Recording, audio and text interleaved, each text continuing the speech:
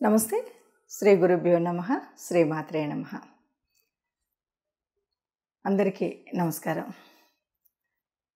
మారుతున్నటువంటి గ్రహాలతో పాటు కొన్నిసార్లు గ్రహాలు తిరుగుతూ వెనక్కి తిరగడం ఇలాంటివన్నీ కూడా మనం వింటూ ఉంటాం. దీన్నే వక్రగతి అంటూ ఉంటాం.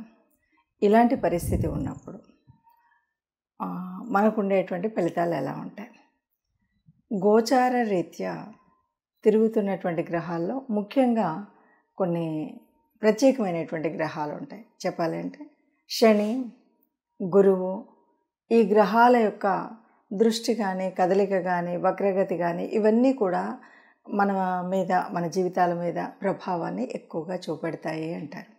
మరి అలాంటి గ్రహమైనటువంటి శని గ్రహం ఈ జూన్ 30వ తారీఖు నుండి రాబోయే అంటే జూన్ 30, 2024 నుండి నవంబర్ 15 వరకు వక్రగతిలోకి రాబోతుంది. మరి ఇలా వక్రగతిలోకి వచ్చినప్పుడు ఏదైనా అంటే మంచి కానీ చెడు కానీ ఎలా ఉంటుంది, అది కూడా ఒక్కొక్క రాశికి ఎలా ఉంటుంది అనేది తెలుసుకునే ముందుగా అసలు శనిగ్రహం అంటే ఇది వాయుగ్రహం అని మనకు తెలుసు. శనిగ్రహము ఇది ఒక రకంగా చెప్పాలంటే చాలా డిసిప్లినరీ గ్రహము అని చెప్తాం. ఏదైనా ఇవ్వాలి, ఏదైనా అంటే కూడా చాలా సిస్టమేటిక్గా ఒక నిబద్ధతతో క్రమశిక్షణ ఇవన్నీ కలిగి ఉన్నప్పుడు మనకు దాని యొక్క ఫలితం వస్తుంది అని మనకు తెలుసు. ఏదైనా తొందరగా కాకుండా దాని యొక్క ప్రభావాన్ని పొందిన తర్వాత ఫలితాన్ని పొందేటువంటి స్థితి కూడా మనకు శనిగ్రహం నుండి వస్తుంది. మరి అలా ఒక్కొక్క రాశి మీద ఈ ప్రభావం ఎలా ఉంటుంది? అయితే ఇప్పుడు వక్రగతి అంటే ఏంటి? వక్రగతి అంటే ఏ గ్రహమైనా వెనక్కి తిరుగుతుందా అంటే మనకు తెలిసినంత వరకు రాహుకేతువులు మాత్రం అపసవ్య మార్గంలో ఉంటాయి. కానీ కొన్నిసార్లు గ్రహాలు మరి వాటి యొక్క వేగాన్ని అలా తిరుగుతూ ఉన్నప్పుడు భూమికి దగ్గరగా వచ్చినప్పుడు అవి వెనక్కి తిరుగుతున్నట్టుగా కనిపించేటువంటి భ్రమపడేటువంటి స్థితి ఒకటి ఉంటుంది. అది దగ్గరగా ఉన్నప్పుడు దాన్ని వక్రగతి అంటాం. అయితే ఈ వక్రగతిలో తిరిగినప్పుడు ఎలా ఉంటుంది? అయితే మరి జన్మజాతకంలోనే వక్రగతి ఉందా, లేదు అలా ఉన్నప్పుడు శని వక్రగతి ఉందా, ఎలా ఉంది ఏంటి అన్నది ఈ ప్రభావాలు చూసేటప్పుడు తెలుస్తుంది. ఒక్కొక్క రాశికి ఒక్కొక్క రకంగా ఉంటుంది. ఎందుకంటే ఇప్పుడు శని ఎక్కడ వక్రగతి పొందబోతుంది అంటే కుంభరాశిలో దాదాపుగా చెప్పాలంటే మొదట 3 నెలలు గురు నక్షత్రం మీద, తదుపరి శతభిష నక్షత్రం మీద ఈ వక్రగతి అక్కడ నుండి వక్రగతి అనమాట. అంటే 4.5 నెలలు దాదాపు 139 రోజుల వరకు శని యొక్క వక్రగతి ఉంటుంది.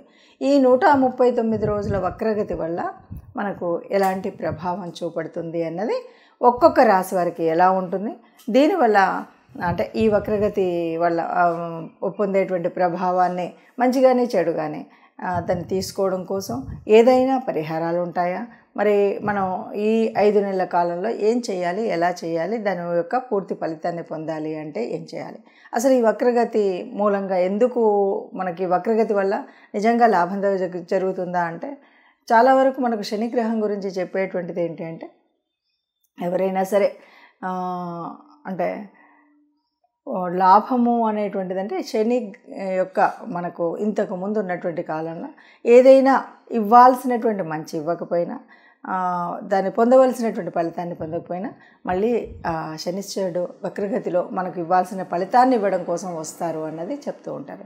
మరి అలాంటి సమయం కాబట్టి ఒక్కొక్క రాశి వారికి ఫలితాలు ఎలా ఉంటాయో చూద్దాం. తదుపరి రాశి వృశ్చిక రాశి వారికి ఈ 4.5 నెలలు చాలా బాగుంటుంది. మనం ముందుగా చెప్పుకున్నట్టు ఇది కుజుడికి సంబంధించినటువంటి రాశి.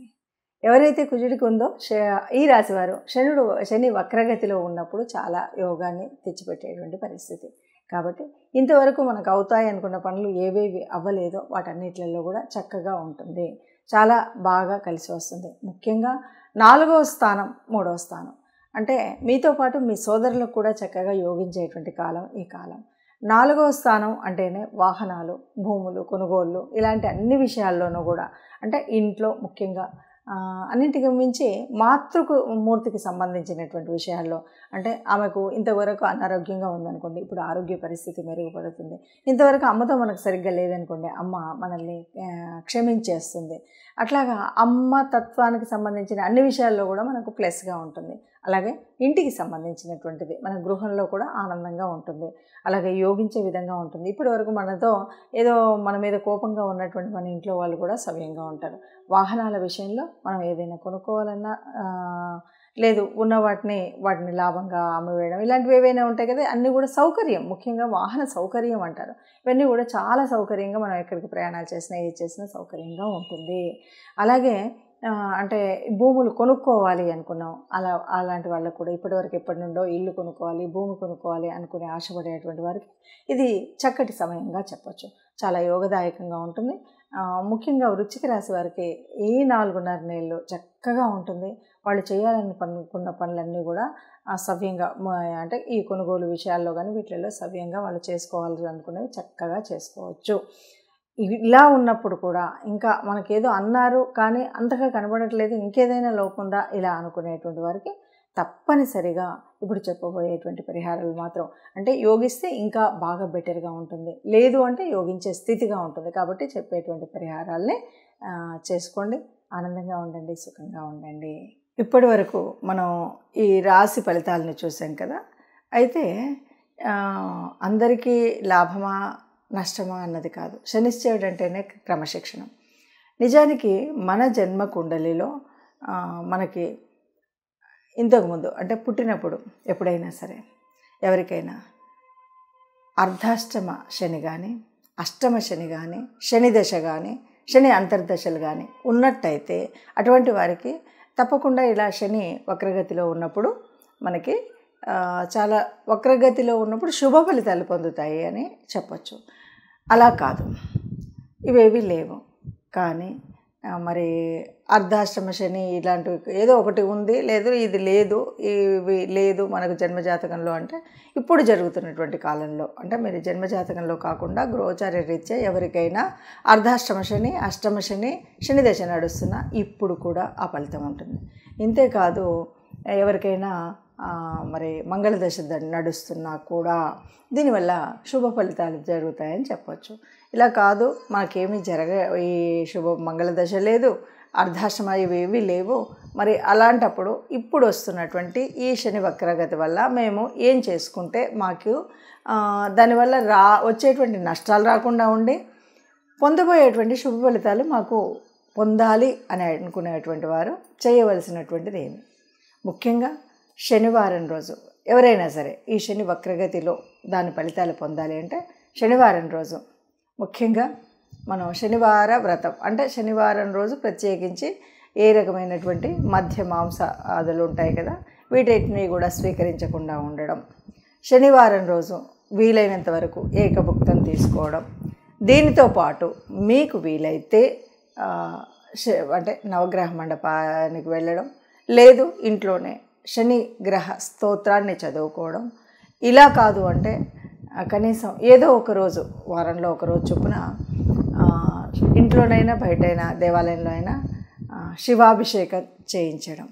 ఇవి కాకుండా వీలైనంత వరకు, ఎందుకంటే శనీశ్వరుడు ఆనందపడేది ఎక్కడ అంటే ఎవరైనా సరే బాగా కర్మచారులు ఉంటే వారికి ఏదైనా మీకు వీలైనట్టుగా కాసింత అన్నదానం చేయడమో, అన్నం పెట్టడం, లేదు అంటే ఏదైనా వస్త్రదానం చేయడం, ఇలాంటివి చేయడం అనేటువంటిది మనం చేయాలి.